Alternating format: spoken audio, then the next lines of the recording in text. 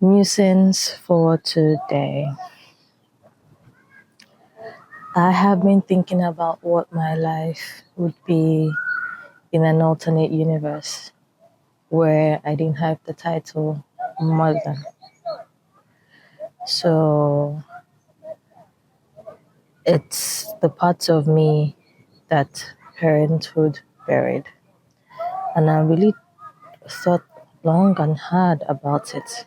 You see, the thing is, becoming a parent is not only the birth of a child, it is also the quiet burial of certain versions of yourself. And I can vividly remember how my life was before moving to the US, finding out that I was pregnant. I am a storyteller, a filmmaker. I've worked on multiple projects. I've also lectured undergrads, 300 level undergrads on storytelling and script writing. I've been someone who has always created and enjoyed social life, going to support friends at their movie premieres or going for events, social events that had to do with the film industry, networking, having tantalizing conversations, just waking up with an idea and going with it, deciding that you're going to travel or you're going to spend this particular amount of money on an equipment. And you filmmakers, you would understand that because it's the drive, it's the obsession that comes with creating. Like it just holds you and you can't shake it. And I realized that that's different now. Another thing that I also miss is I would do salsa dancing every Thursday. I wasn't really great at it, but I was getting good. I would like to say that I was getting good at it. So there was that. And then I also liked to swim. So I would have my swimming sessions well, not every weekday, but like at least 4 to 5 times a week. That was when I got serious with, weight loss and being fit and things like that. So I enjoyed that. Now, thinking back, it's, you know, sometimes in the middle of raising everyone else or, raising your child, I only have one. You just spend time realizing that you're trying to find your way back. But before then, you've lost your freedom, you've lost your spontaneity, you've lost your sexuality, you've lost your romance, you've lost your identity, you've lost sleep. Everyone can definitely relate to that. You've lost your body anatomy, you've lost your personal space. Aside from the time that my family visits, is mostly just myself and my son. So all the doors are open.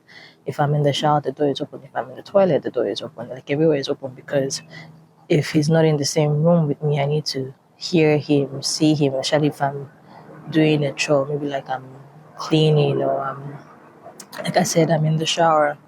So there's no personal space. There's no privacy. That's another thing. So lots of personal space and lots of privacy. Loss of financial flexibility, loss of dreams, loss of self-image. There are just so many losses, loss of me. And the thing is, you can deeply love your child and yet still mourn the person that you used to be. And that hits me really, really hard because I cannot quantify how much I love my son. I cannot quantify having him because him being in my life, he gave me purpose. But then there's grief of the losses that I just named. And there are even some that I don't even have the words for. I haven't been able to articulate them. And it's just,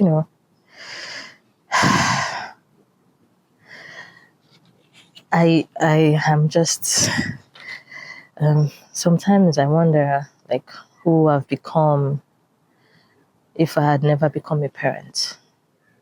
Not because I wish my child never existed, but because I am curious at all the alternative versions of me that would have continued uninterrupted. And would that version have, traveled more, loved differently, taking bigger risks? And I grew up in a Nigerian home, having the Nigerian culture where everyone has that expectation that you would be a mother. There's a timeline of you're born, you go to school, you graduate, then next thing you're married and you have children. Like, it's not up for conversation, it's just it. It's not in the Western world where people say, oh, I don't know if, I do like kids, but I don't know if I want to have kids. It's very hard to have such conversations in a Nigerian home. It's the backlash from, parents, from family, extended family, nuclear family, aunties and uncles, even those that are not related to you, just a general backlash.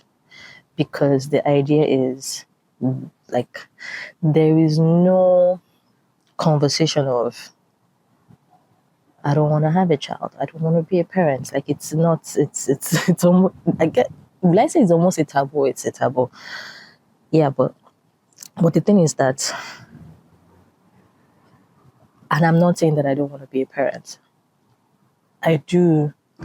I am. I live it. But then there are days I miss my social life. I miss adult conversations that has nothing to do with child schedules and responsibilities and everything that goes with being a mother. I miss laughing carelessly, drinking, bonding, and not worrying that my child is refusing to go to bed because, I haven't gotten home yet. I miss feeling attractive without exhaustion attached to it. I believe that being a storyteller compounds the grief because, yes, that is the grief that I feel for the person that I'm not, or the person that would have been in that alternate universe. I believe that grief compounds it because creativity, being a storyteller, being a filmmaker demands emotional freedom. And what is it to be a mother but the direct opposite of that? Your emotions are not yours in any capacity. So art requires silence, it requires reflection, it requires risk, it requires you being obsessed with the very idea that would bear you fruit. But motherhood demands the exact same opposite. And I can't count how many times I've had a brilliant idea for a story, but was just too exhausted to give it life. And it breaks my heart because creating is something that I do. And I'm trying to find my way back to that. But what I'll say is that,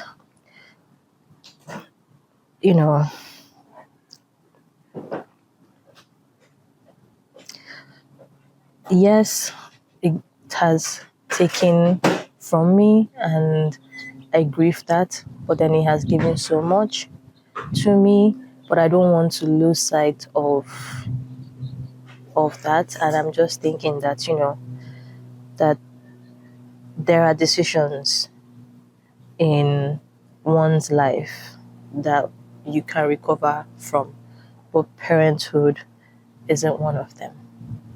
And I believe that my musing for today is before you decide to be a parent, sit down and think of what you are becoming and what you are shedding, and if that's okay with you, because like I said, parenthood is not a decision you can undo. So that's my musing for today, and let me know as always your thoughts on it. And peace and strength to all the mamas and papas carrying this grief, but still performing, still showing up, still giving love and being vulnerable to their children and their loved ones. Okay, ciao. Bye bye.